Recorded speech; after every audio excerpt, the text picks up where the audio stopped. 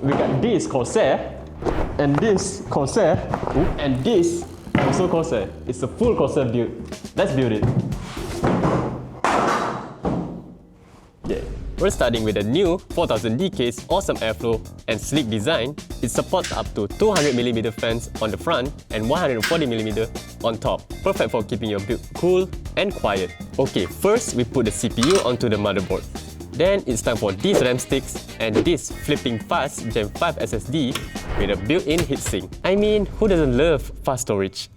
Next, we get the iQ Link Titan 360 RX LCD for cooling. This LCD screen lets you display temps, GIF, or even your own image. Hello! Plus, the palm cover is swappable. And for the GPU, we've got the RTX 5080 from Gigabyte, paired with the Corsair RM1200X Shift PSU, which feature a unique side-mounted connector design for easy cable management. Oh, and let's not forget the Corsair RGB PSU cable strip.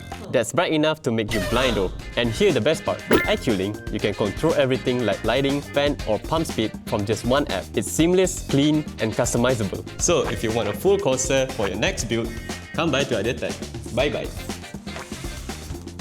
Yeah. Oh,